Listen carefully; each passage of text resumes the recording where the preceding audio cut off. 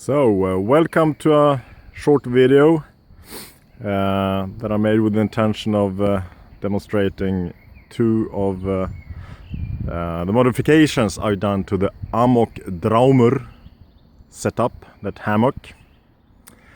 We are out in the spring forests of Tyresö, south of Stockholm, near my father and mother-in-law. So I take the opportunity to sleep out for a night.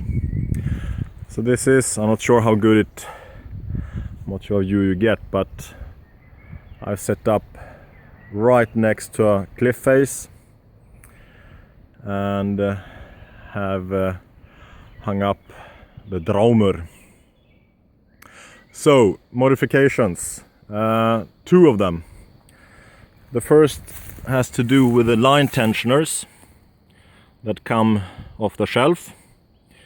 These are standard, they work quite well in the guy lines that go down to the ground, because then it usually is quite easy to peg out a good distance, which means that it's easy to tension the lines. One drawback of this particular type of line tensioner is that you more or less can only tension half the length of the guy line, and then the tension itself reaches ground and the line is doubled. So that's the amount of tensioning that is possible. So the best way to use those is to guy out far away, to have the peg in the ground far away, and that gives you enough cordage to tension out. So that works well there to the ground. However, towards the trees, that's a different story, because usually you don't have a huge amount of distance between the tree itself and the tarp. So using these type of tensioners means that you have to either tie the rope, make a knot close to the tree, or to move the tension itself down on the line and make a new stop knot. Both methods work, but it's a bit cumbersome. So what I've done, I tried to move around so the light won't blind us. And of course there's a... Okay, so what I've done is, for the tarp, I've changed the line tensioners to these line lock 2 or line lock 3 or whatever they're called, and have attached them close to the tarp. So that means that this is basically the only dead distance. I can tension the tarp all the way so that the tree comes to here. So I can have a very narrow distance between the trees and still be able to tension the tarp, while still making use of the small carabiner which comes with the package. So I throw this around the tree and tension the line and tie off the rest like so. So this is modification number 1, which I strongly recommend. Makes life much easier. The tarp. Before we go to mod number 2, just want to give a view. This isn't the ideal type of terrain. It's rock with a thin layer of moss on top of it. It's not the best place to find a good point for the stakes.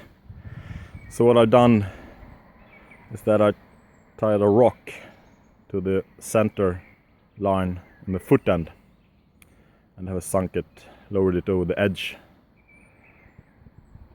and have a stick to raise up the point there a bit in the foot end.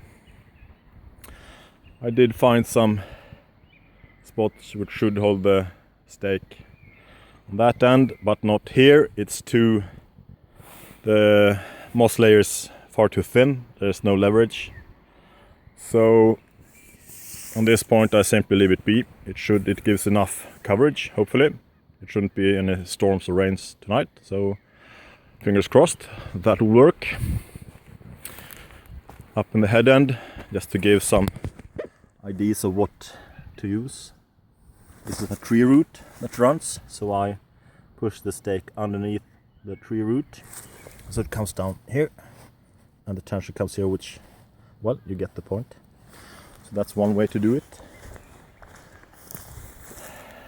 And there I found enough depth to hopefully hold it. And in the head end, I tied it off upwards towards a tree. Perhaps not ideal in case of rain.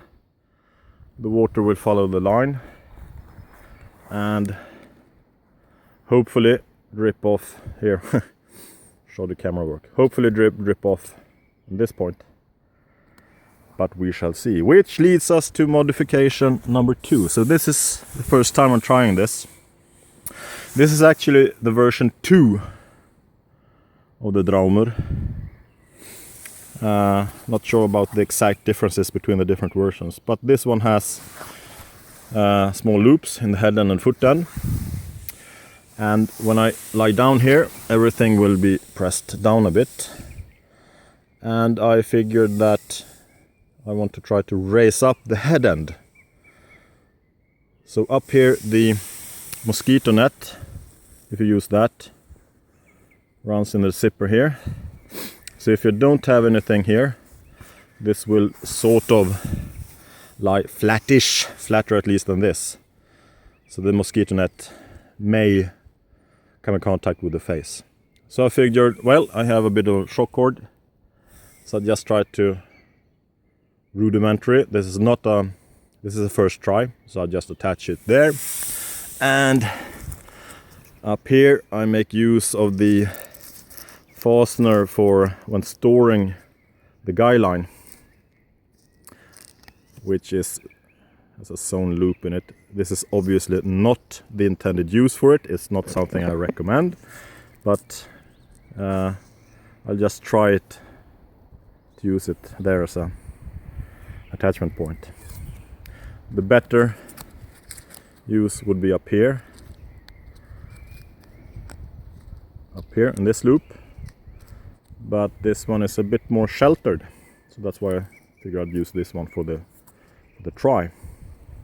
So that's 2 modifications. Number 1 was to replace these tensioners on the ridgeline ends of the tarp with line lock 3s or line lock 2s, not sure exactly what they're called. And the second one is to have some sort of shock cord from the head end up somewhere towards the tarp. That's the first time I'm trying that one. So that's pretty much that. Hopefully I'll be able to report either in video or by text in the video how things fared with this shock cord thingy. So with that, I bid adieu and see you later.